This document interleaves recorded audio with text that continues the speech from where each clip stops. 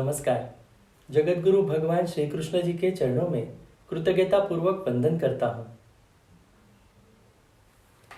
सनातन संस्था एवं हिंदू जनजागृति समिति की ओर से धर्म संवाद के इस विशेष कार्यक्रम में मैं कार्तिक सालुंके आप सभी का हार्दिक स्वागत करता हूँ। पिछले 2 दिनों से हम इस धर्म संवाद के कार्यक्रम में ज्योतिष एवं ज्योतिष शास्त्र इसके विषय में हम जानकारी प्राप्त कर रहे हैं। आज भी ज्योतिष शास्त्र से संबंधित कुछ महत्वपूर्ण बिंदुओं पर हम चर्चा करने वाले हैं। इस धर्म संवाद में हमारे साथ चर्चा करने हेतु सद्गुरु डॉक्टर चारुदत्त पिंगले जी उपस्थित हैं। आप हिंदू जनजागृति समिति के राष्ट्रीय मार्गदर्शक हैं और अध्यात्म के अधिकारी संत हैं। आपने अनेक ग्रंथों का संकलन भी किया है और विगत 21 वर्षों से आप हिंदू धर्म के प्रचारक के रूप में देश विदेश में भ्रमण करते हैं। तो आइए आज के इस धर्म संवाद के कार्यक्रम को हम प्रारंभ करते हैं। नमस्कार सद्गुरु डॉक्टर पिंगले जी। नमस्कार कार्तिक जी। हम पिछले 2 दिन से ज्योतिष शास्त्र से विषय में हम जानकारी ले रहे हैं। आज भी मेरा एक प्रश्न आपसे मैं पूछना चाहूँगा। हस्तरेखा विज्ञान के अनुसार कि हाथ की रेखाएं बदलती रहती है, क्या वो स्थिर रहती है? इसके बारे में आप हमें जानकारी दें। सबसे पहले तो हस्तरेखा ज्ञान ये एक ऐसी विद्या है जिसके द्वारा किसी व्यक्ति का स्वभाव, भाग्य और तीनों काल, मतलब उसके पूर्व जीवन में क्या हुआ, वो भूतकाल, वर्तमान एवं भविष्य में क्या होने वाला है, ये सब जाना जा सकता है। ऐसा वो एक शास्त्र है, ये हम समझ लेंगे। और ये जो शास्त्र है हस्तरेखा का, वह सामुद्रिक शास्त्र का ही घटक है, यह भी हम समझ लेंगे। हस्तरेखा विज्ञान के संदर्भ में यूनान का जो एक महान दार्शनिक अरस्तु थे, उन्होंने एक बार कहा था कि मनुष्य के हाथों की रेखाएं बिना किसी कारण के उकरी हुई नहीं होती है, बल्कि उसके हाथों की ये जो रेखाएं हैं, ये उसके जीवन में भविष्य में जो क्षण आने वाले हैं, संभावना है, उसको वह प्रकट करती है। और इसलिए जन्मतः तो मनुष्य के हाथ में जो रेखाएं आती है वो उस समय स्थिर होती है, परंतु कालांतर से उसमें बदलाव भी होता है। यह भी एक सत्य हमको समझने की आवश्यकता है। ज्योतिष शास्त्र ने हस्तरेखा देखने के बारे में कुछ विधियां बताई है, जिसके अंतर्गत ये शास्त्र कहता है कि रेखाओं के साथ व्यक्ति के जो हाथ का जो आकार होता है, उसकी जो बनावट है, उसका रंग है, उसकी त्वचा है, उसका नाखून है, इन सभी अंगों का एकत्रित अध्ययन करके हस्तरेखाओं का विश्लेषण किया जाता है। अब सर्वप्रथम हम हस्तरेखाओं के प्रकार क्या है वो जान लेंगे। हस्तरेखाओं के मुख्य 2 प्रकार है। एक प्रकार है कि जन्मजात, मतलब जन्म से जो आती है वो, और दूसरी है कि जन्म के पश्चात जो निर्माण होती है वो। ऐसे 2 प्रकार की रेखाएं होती है। अब जन्मजात रेखाएं क्या होती है? यह ऐसी रेखाएं है जो जातक अपने जन्म के समय ही उसके हाथ पर जो आती है, उपस्थित रहती है। सरल भाषा में अगर इसे बताना है तो शिशु के हाथों पर, उसके बंद मुट्ठी में जो रेखाएं उभरती है वह उसकी जन्मजात रेखा होती है। और एक तरह से वो अपना जो भाग्य लेके आया है वो बंद मुट्ठी में लेके आया, और इस जीवन में वो अपनी मुट्ठी और भाग्य को खोलने वाला है, ऐसे उसका अर्थ है। अब इन रेखाओं में विशेषकर कौन सी रेखाएं होती है? उसमें एक जीवन रेखा होती है, एक मस्तक रेखा होती है, हृदय रेखा होती है, विवाह रेखा होती है और भाग्य रेखाएं होती है। इत्यादि रेखाओं के साथ शिशु के हाथ जन्मतः रेखाएं आती हैं। अब जन्म के पश्चात निर्मित रेखाओं में क्या होता है वो हम देखेंगे। अब कुछ रेखाएं व्यक्ति के, यानी जातक के वर्तमान जीवन के कर्मों के अनुरूप उसमें बदलाव होता है, वो निर्माण होते हैं। पुरानी कुछ रेखाएं मिट जाती है, नई कुछ रेखाएं निर्माण होती है। ऐसे व्यक्ति के हाथों पर रेखाएं बनती है, बिगड़ती है, बिगड़ती है, बनती है। इन रेखाओं के साथ व्यक्ति के हाथों पर कुछ शुभ चिन्ह, अशुभ चिन्ह भी प्रकट हो सकते हैं या मिट भी सकते हैं। और विशेषकर इन रेखाओं में कुटुंब रेखा है, संतान रेखा है, इसमें कम अधिक यानी न्यूनता आती जाती है। अब बहुत व्यक्ति के मन में यह प्रश्न होता है कि क्या हमारे हाथों में होने वाले रेखाओं का बदलाव हमारे ध्यान में आ सकता है? मगर इसका उत्तर यह है कि हाँ, निश्चित आपके भी ध्यान में आ सकता है। अगर अपने दैनंदिन जीवन में हम 3 माह तक के नियमित रूप से अपने हथेली के रेखाओं का बारीकी से निरीक्षण करते रहते हैं तो हमें समझ में आता है कि चाहे चोट के माध्यम से हो, किसी दुर्घटना या एक्सीडेंट के माध्यम से हो, या अन्य जीवन में होने वाले शारीरिक कष्ट है, या हम जो लेबर वर्क करते हैं, हार्ड वर्क जिसे कहते हैं, तो इसके कारण हमारे हथेली के चाहे जीवन रेखा को कहीं एक क्रॉस या छेद करने वाली रेखा निर्माण हुई ऐसे देखते हैं, या कुछ बिंदु या कुछ अन्य चिन्ह, शुभ या अशुभ चिन्ह भी प्रकट होते हैं, ऐसे हमें ध्यान में आता है। अब जब मानसिक तनाव व्यक्ति के जीवन में बढ़ने लगता है तो ऐसे ध्यान में आता है कि यह रेखाएं सिमटने लगती है, या धूमिल या धूसर होती है, अस्पष्ट होती है, ऐसे भी ध्यान में आता है। तो एक प्रकार इस हस्तरेखाओं के बदलाव में नियति हमारे बदलने वाले भविष्य की संकेत हमें देते रहती है, और किसी कारणवश हमारे जीवन में आने वाले प्रतिकूलता या आपदाओं में हम हस्तरेखाओं के शास्त्र का उपयोग करके संकटों का संकेत समझ लेते हैं, उसके ऊपर योग्य साधन और उपाय करते हैं, तो आने वाले कष्ट या अशुभ भाग्य को हम बदलने की क्षमता रखते हैं। जी, सदगुरु डॉक्टर पिंगली जी, आपने अभी जैसे बताया तो हस्तरेखा विज्ञान में हाथ की रेखाओं के साथ ग्रह के क्षेत्र भी देखे जाते हैं, तो इसका क्या महत्व है? हथेली का जो हस्तरेखा शास्त्र है, ये जो सामुद्रिक शास्त्र है, इसमें केवल हाथों की रेखा है, इतना ही नहीं। जैसे मैंने प्रारंभ में बताया कि पूरा हाथ, हाथ की त्वचा या उंगलियां की लंबाई, उंगलियों की जो गठन है, उसी के साथ हाथों पर भी विशिष्ट क्षेत्र को विशिष्ट ग्रह से निर्धारित किया गया है। अधिकतम जो हमारी उंगलियां है, तो उंगलियों का जो मूल है, मतलब हथेली से जहाँ उंगलियां अलग होना शुरू होती है, वहाँ पर अधिकतर महत्व के ग्रहों का स्थान होता है। और वैसे जो अपना अन्य हाथ है, इसमें भी जो भाग होता है, उसमें भी कुछ ग्रहों का स्थान होता है। तो ये जो ग्रह का स्थान होता है, तो वो क्षेत्र को हाथों के ऊपर पर्वत ऐसे कहा जाता है, उस ग्रह का पर्वत कहा जाता है। अब हथेली के 2 प्रकार होते हैं। हथेली के स्थित ग्रहों के जो स्थान पर है, वहाँ पर एक तो उभार होता है या पर्वत जिसे हम कहते हैं, या वो एकदम फ्लैट यानी सपाट होता है। अगर जन्मतः ये जो ग्रह का स्थान हमारे हथेली पर है, उस पर उभार या पर्वत अच्छा है, तो जन्मतः इन ग्रहों की स्थिति उस बच्चे के जीवन में या जन्म कुंडली में मजबूत है, ऐसे दर्शाते हैं, और भाग्य से इन ग्रहों का साथ वो लेकर आया है, ऐसे उसका संकेत होता है। यदि जन्मतः हाथों का ये जो ग्रह का क्षेत्र है, उस पे उभार नहीं है, वो सपाट है यानी फ्लैट है, तो जन्मकालीन ही उस बच्चे के ग्रह की जो स्थिति है वो अत्यंत दुर्बल है, और अपने साथ ग्रहों का जो भाग्य वो अल्पतः लेके आया है, या किंबहुना जीवन में दुर्भाग्य के क्षण अधिक है, कष्ट अधिक है, ऐसे उसको संकेत करके माना जाता है।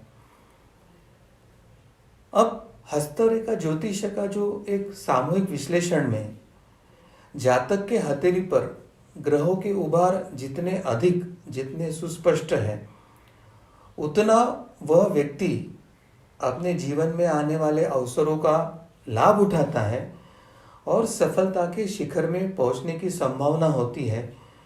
ऐसे वो बताते हैं।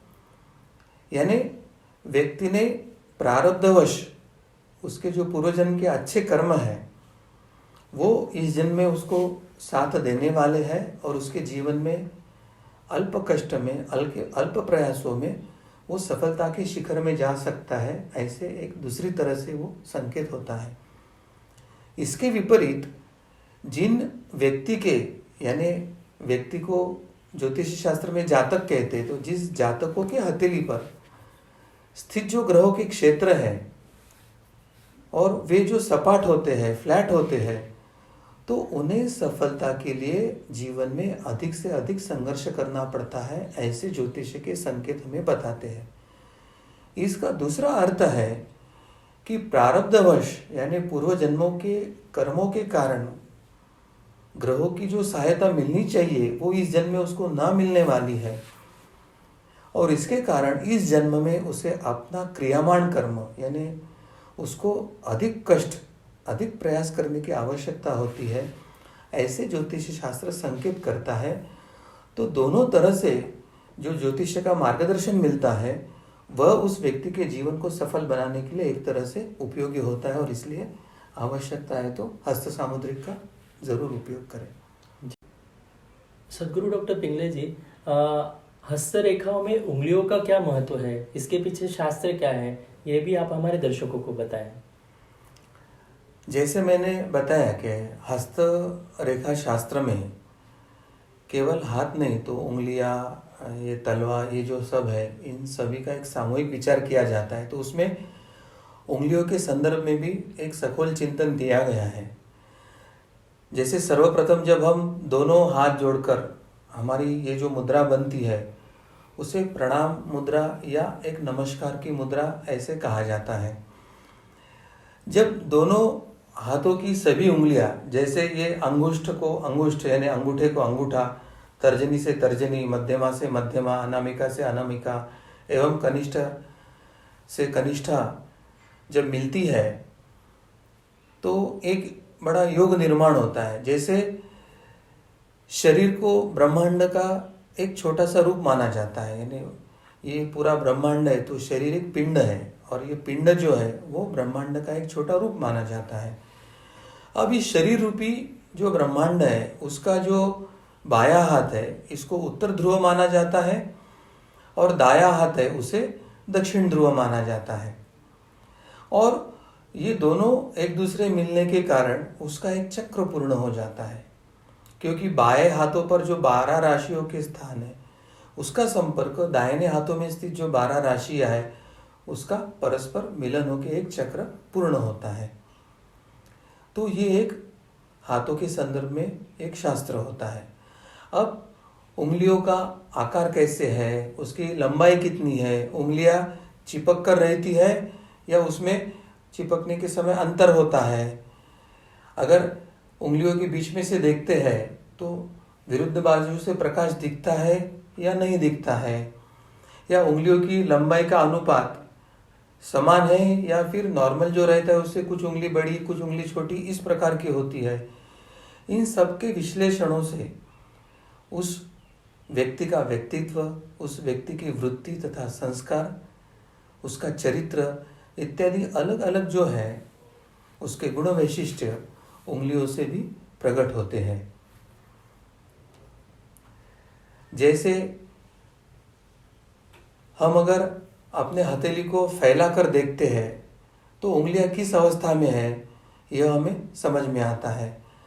यदि सभी उंगलियां अलग अलग है और उसके हाथों पर जो पर्वत है तो सब उंगलियां अगर अलग अलग होती है तो उसके हाथों के पर्वत वो एक संतुलित अवस्था में है ऐसे द्योतक होता है। कभी कभी क्या होता है कि ये दो उंगलियां अलग दिखती है, ये दो उंगलियां अलग दिखती है, या बीच वाली दो उंगलियां एकत्रित है ऐसे दिखती है। तो इसका मतलब उसके जो जड़ में जो पर्वतों का ग्रहों का पर्वत है उसमें कुछ असंतुलन है ऐसे उसका अर्थ होता है। और जहाँ हथेली पर सभी पर्वत स्पष्ट और संतुलित होते हैं तो उसका भविष्य अत्यंत शुभ एवं फलदायक होता है, यह उसका अर्थ होता है। अब कभी कभी क्या होता है कि एक उंगली दूसरी तरफ झुकी हुई है या दूसरी उंगली पहले की तरफ झुकी हुई है, या सभी उंगलियां एक दूसरे की तरफ झुकी हुई है, सीधी नहीं है स्पष्टता से, तो इस प्रकार का जो होता है, तो ये उंगलियों की स्थिति व्यक्ति के लचीले स्वभाव की, यानी स्वयं में बदलाव परिवर्तन करने की क्षमता का द्योतक होता है। जिसकी उंगली इधर उधर झुकती नहीं, जिसकी उंगली सीधी रहती है, वो अपने मत पर ठाम रहना, अपने मत पे अड़े रहना, इस तरह के एक कठोर व्यक्तित्व का भी वो लक्षण हो सकता है। अब यदि सभी उंगलियों का झुकाव मध्यमा की ओर होता है, तो उस व्यक्ति के व्यक्तिमत्व में शनि पर्वत के जो गुण है तथा विशेषताएं हैं वह आ जाती है। तो इस प्रकार की उंगलियों की रचना, झुकाव या इसके आधार पर व्यक्ति के व्यक्तित्व को हम यहाँ पर बता सकते हैं। तो सर्वसामान्यतः उंगलियों का जो है ये महत्व हस्तरेखा सामुद्रिक में होता है। जी, सदगुरु डॉक्टर पिंगले जी, आपने बहुत ही सरलता से हमें यहाँ पर सभी उंगलियों के बारे में, हस्तरेखाओं के बारे में मैं समझा है। यहाँ पर मैं इस पर ही आगे आपसे मार्गदर्शन हम लेना चाहेंगे कि हस्तरेखाओं में अंगूठे का क्या महत्व है, तो इसके बारे में भी आप हमें बताएं। सर्वप्रथम अंगूठे के संदर्भ में कुछ व्यवहारिक उपयोगिता है वो हम जान लेंगे। सबसे जो पहली उंगली होती है उसे अंगूठा या अंगुष्ठ कहते हैं, और इसका स्थान जो होता है हथेली में सबसे महत्वपूर्ण होता है। यह जो अंगुष्ठ है ये अन्य चारों उंगलियों का मुख्य सहायक है। अंगूठे की सहायता के बिना अन्य चारों उंगलियों का कोई कार्य संपन्न हो नहीं सकता है। तो इतना अंगूठे का हमारे हथेली में या कर्म में इतना महत्व है। अब अंगूठे के संदर्भ में एक भारतीय परिप्रेक्ष्य क्या है और पाश्चात्य परिप्रेक्ष्य क्या है और वो उल्टा कैसे है, यह हम समझ लेंगे। ये इसलिए समझना आवश्यक है क्योंकि वर्तमान पीढ़ी जो है वो पाश्चात्य परंपरा, संस्कृति और आचरण की तरफ वो दौड़ रही है, अंधाधुंध दौड़ रही है। मगर वो कितना हमारे भारतीय संस्कृति परंपरा के परिप्रेक्ष्य से कितना उल्टा है और कितना अयोग्य, अशुभ, फलदायी है, ये हमें समझने की आवश्यकता है। अब हमारे भारतीय पूर्वीय संस्कृति में बंद मुट्ठी करके अंगूठा अगर बाहर निकाल कर दिखाया जाता तो उसमें हमें कैसे ठेंगा दिखाया ऐसे उसको कहा जाता है। इसका मतलब कोई अगर हमें कार्य करने के लिए बता रहा है और वो गलत है तो उसको मना करने का जो एक संकेत है वो हम अंगूठे को बाहर निकाल कर ठेंगा दिखा कर कहते कि जाओ हम ये नहीं करने वाले हैं, यानी वो हमने मना किया है, ऐसे संकेत जाता है। अब पश्चिमी संस्कृति का परिप्रेक्ष्य क्या है? ठीक पूर्वीय भारतीय परिप्रेक्ष्य से एकदम उल्टा है। और कोई अगर कोई कार्य बताया या किसी ने सहायता मांगी और उसको आपको स्वीकृति देना है तो वो अंगूठा खड़ा करके थम्स अप, यानी स्वीकृति देने के लिए वो थम्स अप करता है।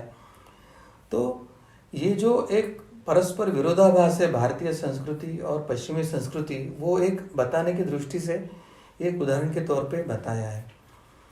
अब अंगूठे का जो निशान होता है उसमें विविधता और वैशिष्ट्य क्या है, यानी ये सबसे महत्व का सूत्र हमें एक व्यवहारिक जीवन के हेतु भी जानना आवश्यक है। यूँ तो दुनिया में करीब करीब 730-40 करोड़ से अधिक मनुष्य है और जिस तरह से हर व्यक्ति का मुख या दिखना हर व्यक्ति का अलग अलग भिन्न है, उसी तरह से सभी व्यक्ति के अंगूठे के निशान भिन्न होते हैं। किसी दो व्यक्ति के अंगूठे के निशान मिलते नहीं, ऐसे आधुनिक विज्ञान, आधुनिक स्वास्थ्य विज्ञान भी कहता है। और इसलिए अपराध जगत में कुछ अन्वेषण करना हो तो थंब इम्प्रेशन का एक सबसे अधिक महत्व उसकी जांच के लिए दिया है, ताकि दो व्यक्ति के कभी अंगूठे के निशान मिलते नहीं, यह उसके पीछे सर्वसामान्य सिद्धांत है। अब आध्यात्मिक परिप्रेक्ष्य में अंगूठे का महत्व क्या है वह हम समझ लेंगे। अब पांचों उंगलियां ये पंच तत्वों का प्रतीक है और उसमें जो अंगुष्ठ है वह आकाश तत्व से संबंधित होता है।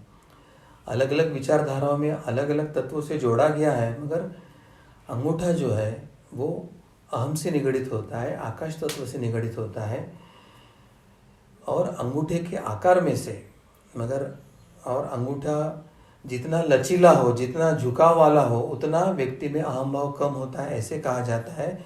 और जितना अंगूठा सीधा कड़क यानी जब स्टिफ होता है तो उतना ही व्यक्ति में अहम भाव अधिक होता है, ऐसे एक संकेत माना जाता है।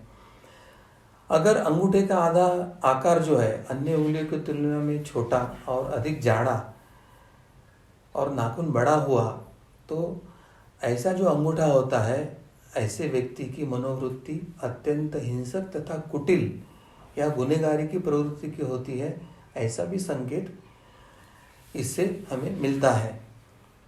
और सबसे महत्व की बात है कि ये जो जीव है जिसने यह देह धारण किया है, जिसे हम जीवात्मा कहते हैं, वह अंगुष्ठ पुरुष यानी हमारे उस व्यक्ति के अंगूठे के आकार में उसका अपने ही हृदय चक्र में वास होता है। वह ज्योतिर्मय यानी जो अंतर ज्योति ईश्वरीय अंश है वो होता है, वह जिसे हिरण्यगर्भ स्वरूप भी कहते हैं। तो मनुष्य के स्वस्वरूप का जो दर्शन होता है तो वो अंगुष्ठ पुरुष के स्वरूप में होता है। और यह जो विराट पुरुष की जो कल्पना पुरुष सूक्त में की गई है, उसका यह वेष्टि अंश है, यह हमें जानने की आवश्यकता है।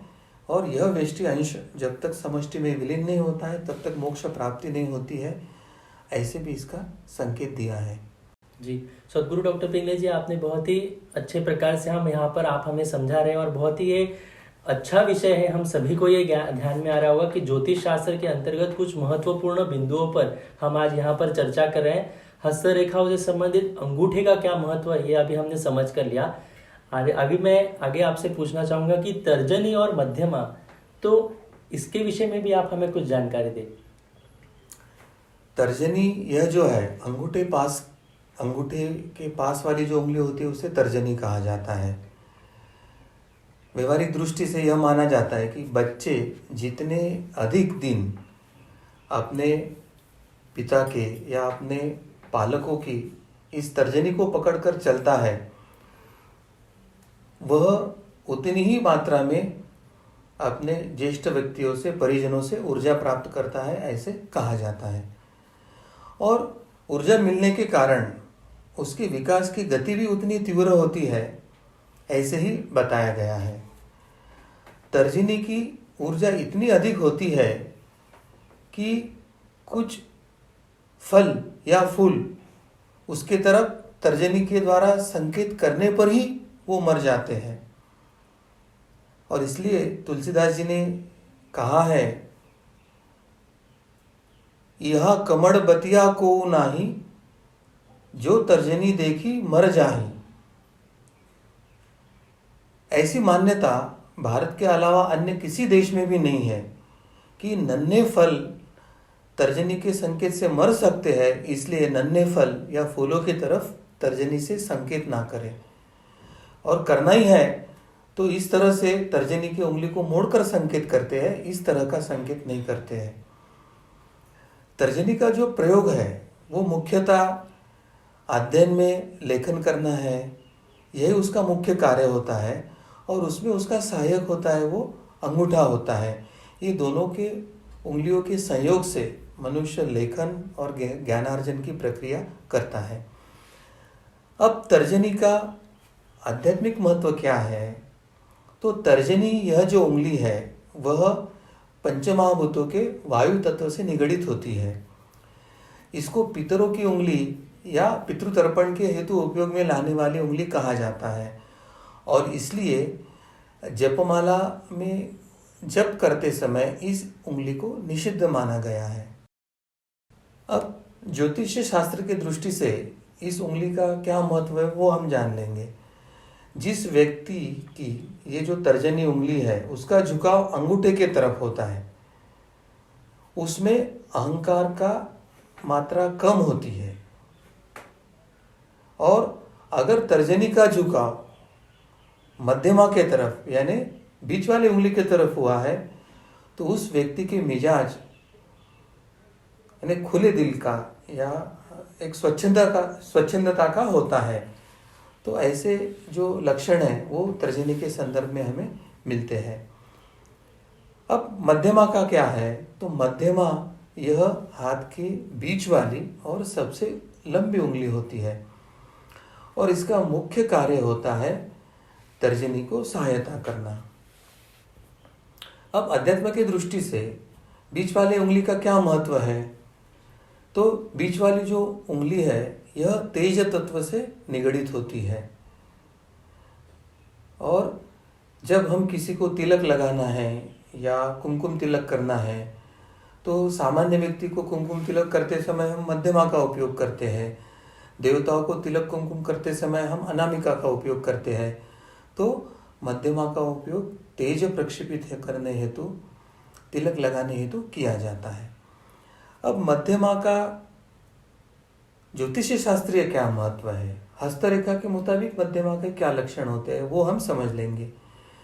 अगर मध्यमा उंगली जो है उसका झुकाव तर्जनी के तरफ होता है तो ऐसे व्यक्ति का जो स्वभाव है वो अत्यंत गंभीर स्वभाव का व्यक्ति होता है और ऐसा व्यक्ति कोई भी कार्य करने के पहले बहुत सोच विचार करता है और ऐसे व्यक्ति में अहंकार की मात्रा भी बहुत कम होती है।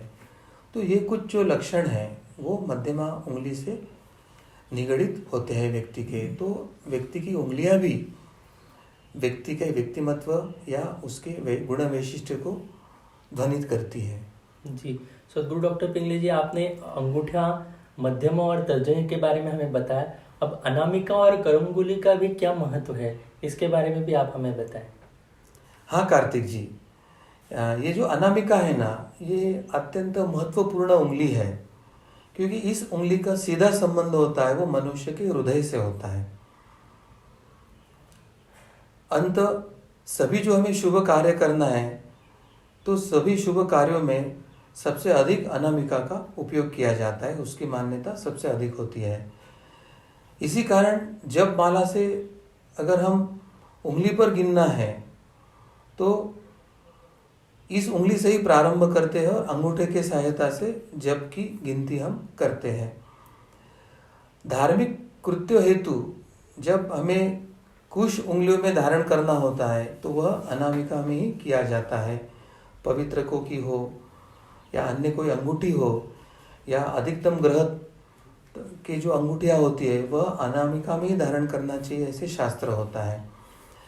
ग्रह और नक्षत्रों से संबंधित जो सभी रत्न की जो अंगूठियाँ बनाकर धारण की जाती है वो इसीलिए अनामिका में ही धारण किया जाता है क्योंकि इसके पीछे यही कारण है कि वे जो रत्न है वो सूर्य से अपनी वांछित ऊर्जा प्राप्त कर जो व्यक्ति यानी जो जातक उसे धारण कर रहा है वो उसको ऊर्जा प्रदान करता है और वो ऊर्जा उसको मिलने के कारण उसको जो वांछित ऊर्जा की जो कमी थी जिसके कारण उसके जीवन में व्याधि या संकट आया है वो दूर होने के लिए उसको सहायता होती थी। जो लोग मंत्र का जाप उंगलियों के माध्यम से करते हैं वो अपनी गणना इसी उंगली से प्रारंभ करते हैं। आध्यात्मिक दृष्टि से अनामिका का यह महत्व है कि अनामिका यह आप तत्व से, पंचमहाभूतों में से जल तत्व से निगडित उंगली है और पूजा विधि में वरुण देवता कलश स्थापना या वरुण देवता के आह्वान के बाद मुख्य देवता का आह्वान किया जाता है क्योंकि आप तत्व के माध्यम से देवताओं को वहाँ आगमन करना सुलभ होता है और इसीलिए पूजा में अधिकतर देवताओं को पुष्प गंध अर्पण करने हेतु या उस समय कुछ कुश या दर्भ धारण करना है तो उस हेतु अनामिका का ही उपयोग किया जाता है। अनामिका यह मतलब हृदय से निगडित होती है और दैवी कार्य के लिए उपयोग किए जाने वाली यह उंगली है। अब हम करांगुली के संदर्भ में देखेंगे। हमारी जो सबसे छोटी जो उंगली होती है उसे करांगुली या कनिष्ठिका या कनिष्ठा कहा जाता है। ये उंगली का मुख्य जो कार्य है वह अनामिका की सहायता करना, यही उसका सबसे महत्व का कार्य है। वैसे उसका स्वयं का कोई कार्य नहीं है। अब आध्यात्मिक परिप्रेक्ष्य से अगर देखते हैं तो अनामिका यह पृथ्वी तत्व का प्रतिनिधि करने वाली उंगली है, और पृथ्वी तत्व यानी एक तरह से जड़त्व का। तो एक बार किसी ने प्रश्न पूछा था कि सामान्यतः विष्णु जी के करंगली पर क्यों चक्र होता है, और जब वो युद्ध काल में होता है तो वो तर्जनी पे क्यों धारण करते हैं। तो इसका अर्थ है कि जैसे हमारे घर में अगर कोई गाड़ी है और हमको उपयोग नहीं करना है तो हम उसको गैरेज में रख देते हैं। तो इस तरह से सुदर्शन चक्र का जब उपयोग नहीं करना है और भक्तों के लिए जब कार्य करते हैं तो पृथ्वी तत्व वाले जड़त्व वाले उंगली में विष्णु जी सुदर्शन चक्र को धारण करते हैं। उसके कारण वो गतिशील नहीं होता है, मतलब वो स्टैटिक यानी एक विश्राम की स्थिति में है, ऐसा उसका द्योतक है। मगर युद्ध काल में जब वो तर्जनी पे धारण करते हैं तो तर्जनी वायु और वायु गति से संबंधित होता है। तो जिस तरह से कोई सैटेलाइट को लॉन्च पैड में लाके एक्टिवेट करने की प्रक्रिया होती है, उस तरह से युद्ध काल में प्रथम तर्जनी पे धारण किया जाता है और फिर तर्जनी से उस चक्र को छोड़ा जाता है। तो पंच तत्वों के आधार पर सुदर्शन चक्र का उपयोग अगर नहीं करना है तो उसको करंगुली पे रखने का अर्थ है कि वो अभी उपयोग में नहीं है, जड़त्व के कारण वो स्थिर और शांत रखा है। और जैसे ही तर्जनी पे धारण करते हैं तो अभी वो युद्धजन्य स्थिति में आए हैं और भक्तों की रक्षा के लिए वो कभी भी छोड़ सकते हैं, ऐसे उसका अर्थ होता है मूर्ति शास्त्र का। और हम भगवान श्री कृष्ण जी को यही प्रार्थना करते हैं कि अभी ये जो भीषण आपत्काल आया है, रजतम बढ़ा हुआ है, अधर्म बढ़ा हुआ है, तो आप तर्जनी में सुदर्शन चक्र धारण करके अब हम सब भक्तों के रक्षण के लिए दौड़ के आइए, यही प्रार्थना हम भगवान विष्णु के चरणों में करते हैं। और ज्योतिष शास्त्र का जो महत्व है छोटी उंगली का, वो भी मैं अभी बताना चाहूँगा कि जिस व्यक्ति के हथेली में छोटी उंगली का झुकाव अनामिका के तरफ होता है तो उस व्यक्ति में स्वार्थी का भाव बखूबी होता है, वो अधिक मात्रा में स्वार्थी व्यक्ति होता है, यह ऐसा संकेत देता है। लेकिन छोटी उंगली का अगर झुकाव अनामिका के तरफ नहीं तो बाहर की तरफ अगर अधिक है तो वो व्यक्ति काफी मात्रा में लापरवाह वृत्ति का है, यह उसका संकेत होता है। तो इस तरह के एक उंगलियों का जो महत्व है ये हस्तरेखा सामुद्रिक के संदर्भ में है। और मगर ये एक संकेत मात्र होता है, व्यक्ति की साधना, उसके ऊपर की गुरु कृपा, उसकी तड़प, इन सब बातों से उसकी जो फल है उसमें परिवर्तन हो सकता है। इसलिए सभी व्यक्तियों ने साधना करना आवश्यक है, ऐसे मुझे लगता है। ठीक। सदगुरु डॉक्टर पिंगले जी, आपने बहुत ही सरलता से हमारे हस्तरेखाओं से संबंधित इन पांचों उंगलियों के महत्व क्या है इसके बारे में आपने हमें जानकारी दी। मेरा अगला प्रश्न आपसे यह है कि चंद्रमा का मन पर प्रभाव किस प्रकार से होता है, तो इसके बारे में भी आप हम सभी को बताएं।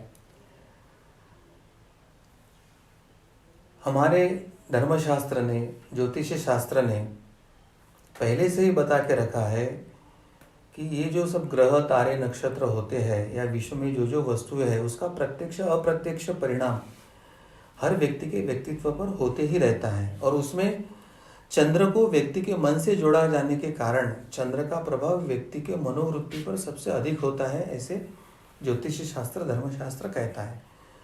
परंतु जैसे आधुनिकता, विज्ञानवादता, पुरोगामित्वता बढ़ रहा है तो वो इन बातों को मानते नहीं है।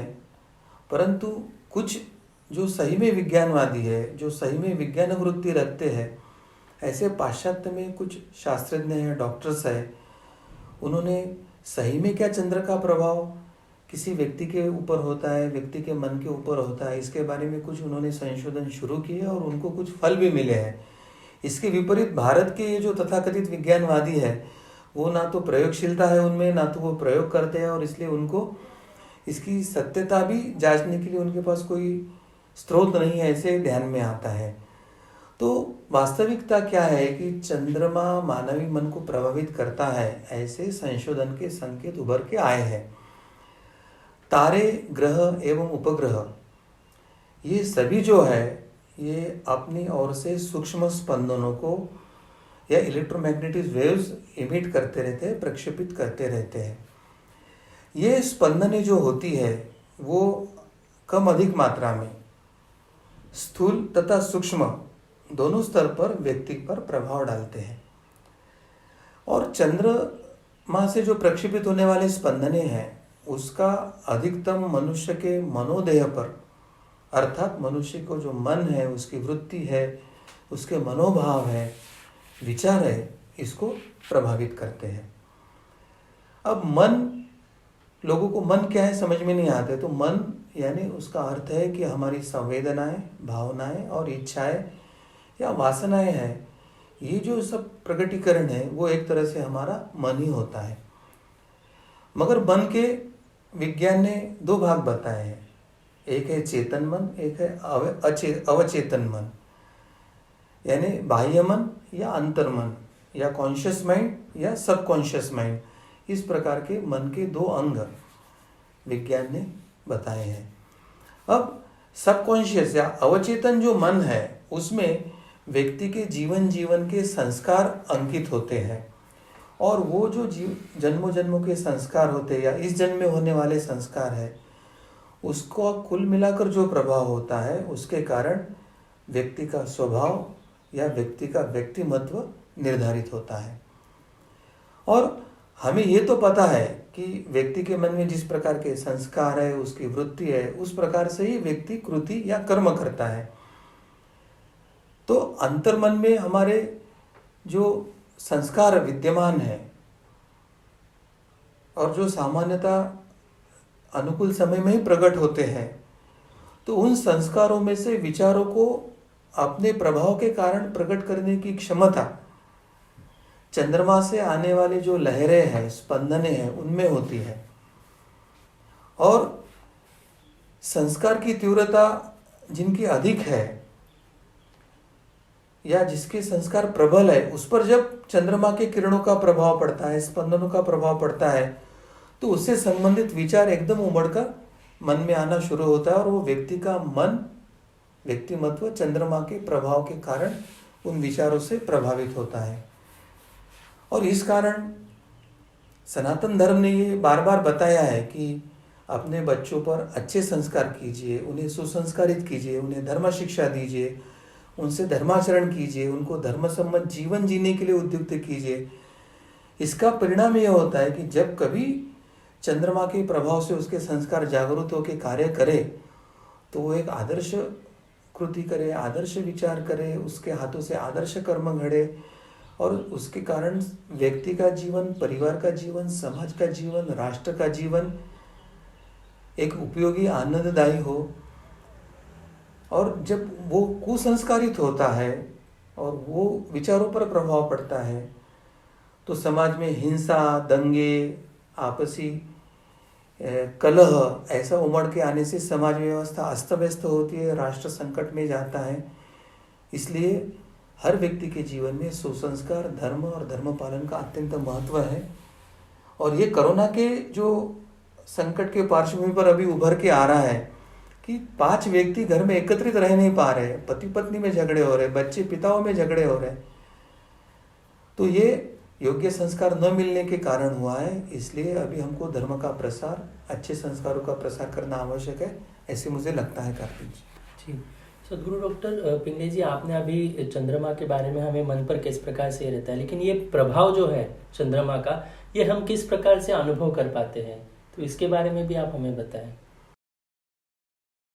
सबसे पहले हमें ये जानने की आवश्यकता है कि प्राणियों के अवचेतन मन में आहार, निद्रा एवं मैथुन और चौथा एक भय होता है। ऐसी मूल प्रवृत्ति के संस्कार उसके जीवन में होते हैं। और जब कभी तीव्रता से आने वाले विचारों को हम विश्लेषण करते हैं, तो मनुष्य के जीवन में इन्हीं 4 चीज़ों से निगड़ित जो विचार है वही तीव्रता से उनके मन में आते हैं, ऐसे हमें दिखाई देता है। और मनुष्य जैसे प्राणी है, वैसे अन्य जो पशु है, उनके भी मन में चंद्रमा का प्रभाव होने के कारण यही वृत्तियां उमड़ कर आती है। तो चंद्रमा केवल मनुष्य पर ही नहीं, तो अन्य पशु पक्षियों पर भी प्रभाव होता है, ये हमें समझ कर लेने की आवश्यकता है। अब अमावस्या के दिन क्या स्थिति होती है वो हम जान लेंगे, ताकि उसका परिणाम क्या होता है वो हमें समझ में आएगा।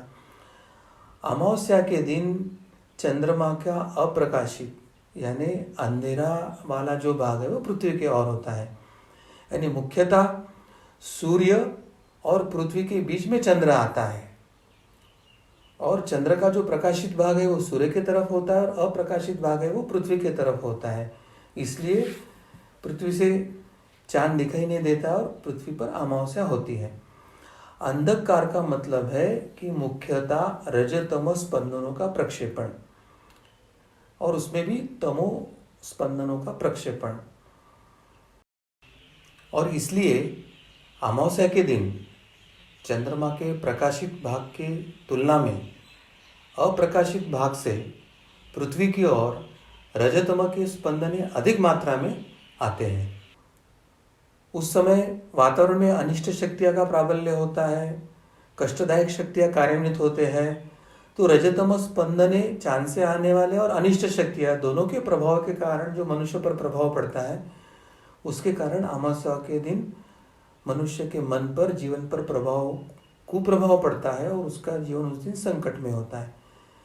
इसके विपरीत पूर्णिमा के दिन क्या होता है कि चंद्र का प्रकाशित भाग जो होता है वो पृथ्वी की ओर होता है। उस दिन सूर्य और चंद्र के बीच में पृथ्वी होती है और सूर्य का प्रकाश चांद के जिस भाग पर पड़ रहा है वो प्रकाशित भाग सूर्य से दिखता है।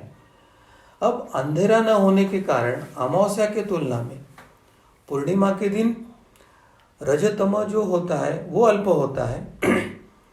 अनिष्ट शक्तियों का संचार अल्प प्रमाण में होता है, परंतु पूर्णिमा के दिन चंद्रमा के पूर्ण स्पंदन अधिक मात्रा में कार्यान्वित होने के कारण और चंद्रमा के स्पंदन मनुष्य के मन को प्रभावित करते हैं। इस कारण पूर्णिमा के दिन मनुष्य के मन में विचारों का प्रमाण अत्यंत अधिक होता है और विचारों के कारण उसमें अस्वस्थता आती है। नकारात्मक विचार भी संस्कारों के अनुरूप अधिक आ सकते हैं और मनुष्य के जीवन में कष्ट, मानसिक कष्ट एवं आत्महत्या जैसे विचार भी उस दिन प्रकट हो सकते हैं।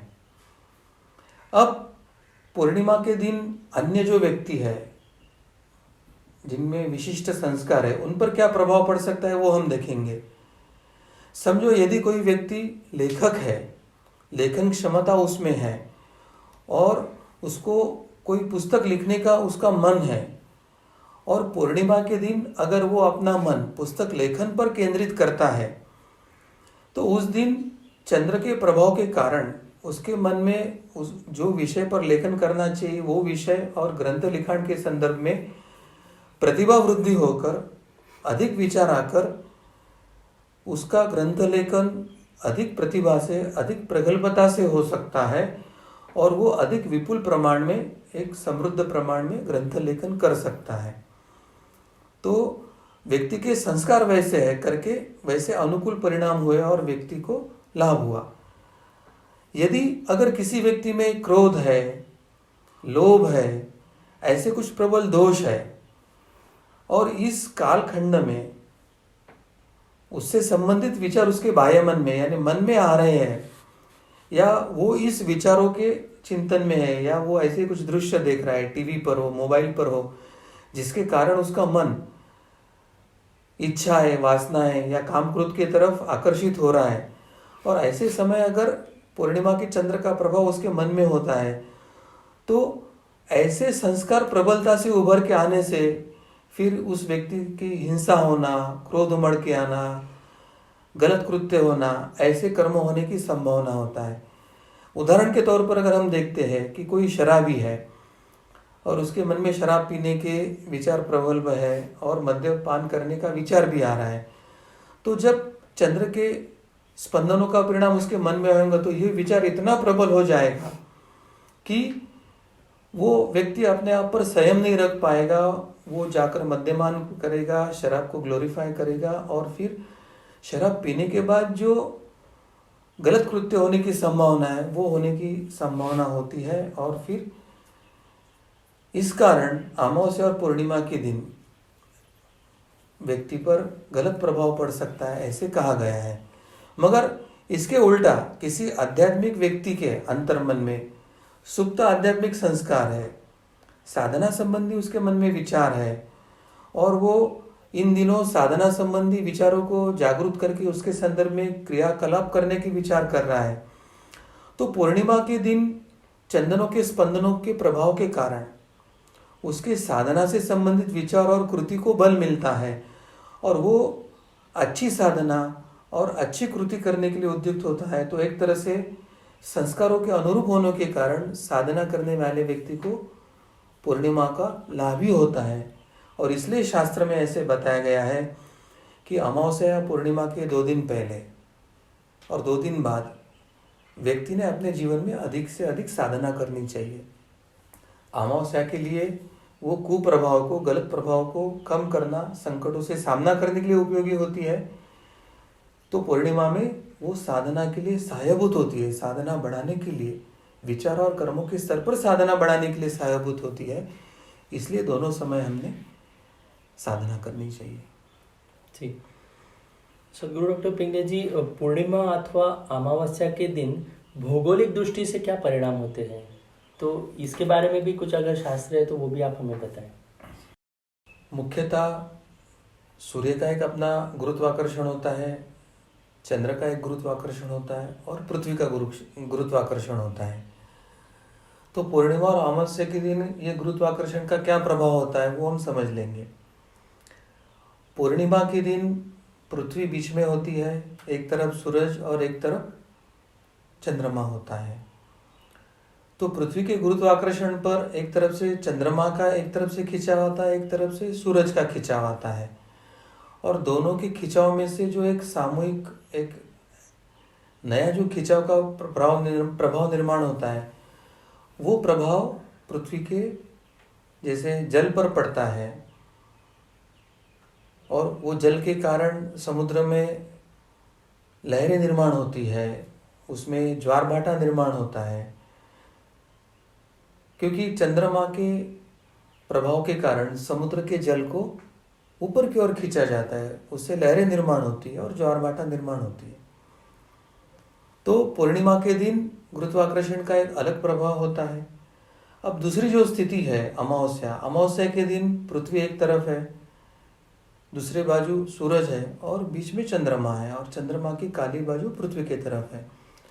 अब पृथ्वी का गुरुत्वाकर्षण पर चंद्रमा और सूर्य दोनों का एकत्रित प्रभाव होने के कारण उस दिन दोनों की एकत्रित गुरुत्वाकर्षण शक्ति का एक बड़ा प्रभाव निर्माण होता है। उस समय समुद्र में अधिक जल में खिंचाव, लहरें उठती है और ज्वार भाटा तीव्रता से आता है। तो इस तरह से ये दोनों तरफ से आने वाले गुरुत्वाकर्षण का जिस तरह से प्रभाव समुद्री जल पर पड़ता है, उसी तरह से मानव का शरीर भी लगभग 65% जो है वो जल या आपतत्व से बना होता है, और मनुष्य का जो मस्तिष्क और हृदय है वो अधिकतम 73% जो होता है वो जल तत्व युक्त होता है। तो पूर्णिमा और अमावस्या इस दिन जो गुरुत्वाकर्षण का जैसे प्रभाव समुद्र के जल पे पड़ता है, उसी तरह से वो मनुष्य के शरीर के अंदर के भी जल पर प्रभाव निर्माण करता है। तो पूर्णिमा के दिन मनुष्य के शरीर में ये जो जल होता है उसमें गति और गुण बदल जाते हैं।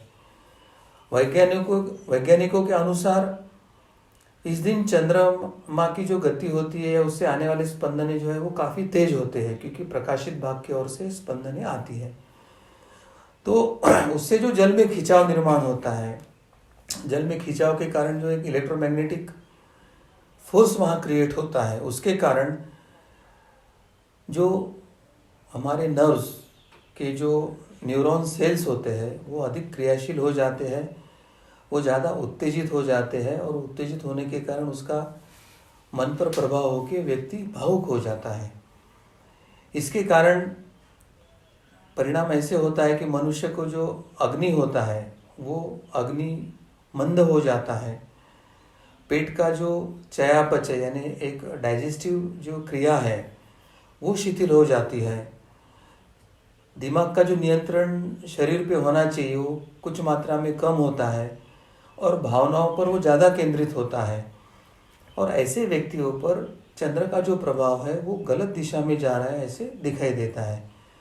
और इसी के कारण अधिकतम पूर्णिमा के दिन कुछ ना कुछ व्रत रखने की परंपरा हमारे धर्मशास्त्र ने दिया है, ताकि उस दिन खाने पर भी परहेज हो, शरीर में जल की मात्रा पर भी परहेज हो और साधना के कारण चंद्र का जो प्रभाव है व्रत के कारण वो भी कम होता है।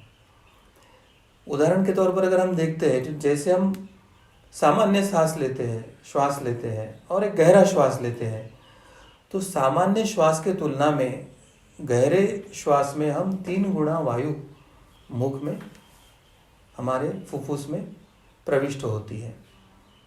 अब इसकी तुलना अगर हम चंद्रमा का खिंचाव के संदर्भ देखते हैं, तो सामान्य दिनों में चंद्रमा का जो खिंचाव होता है और पूर्णिमा अमावस्या के दिन जो चंद्रमा का पृथ्वी की तरफ खिंचाव होता है, तो सामान्य श्वास और गहरे श्वास में जो 3 गुना फर्क होता है, उतना ही चंद्र के प्रभाव का गुनाफल जो है वो पृथ्वी पर होता है। और क्योंकि पृथ्वी का जो वातावरण है वो वायुमंडल से वलयांकित है और जब चंद्र का प्रभाव पड़ता है तो 3 गुना जो वायुमंडल को अपनी तरफ खींचता है, तो पूरी पृथ्वी के आजू बाजू में एक सूक्ष्म दबाव का केंद्र निर्माण होता है।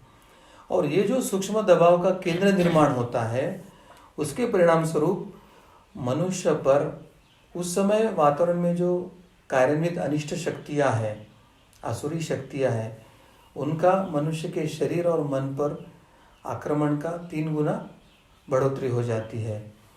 और यह अनिष्ट दबाव पूर्णिमा या अमावस्या के 2 दिन पहले से आरंभ होता है और 2 दिन उपरांत ही समाप्त होता है। और इसलिए पूर्णिमा और अमावस्या के 2 दिन पहले और 2 दिन बाद तक के हर व्यक्ति ने साधना की तरफ अधिक ध्यान देना चाहिए, ऐसे शास्त्र बताता है।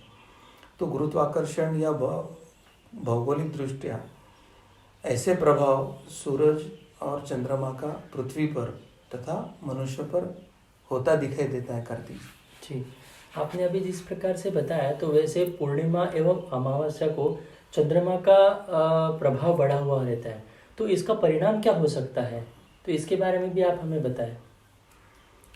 जैसे पहले भी मैंने कुछ संकेत किया था कि अमावस्या के दिन वातावरण में चंद्रमा का अप्रकाशित भाग पृथ्वी की तरफ देखता है, इसलिए अधिक मात्रा में रजतम या तम प्रमाण की स्पंदनें प्रक्षेपित होती है।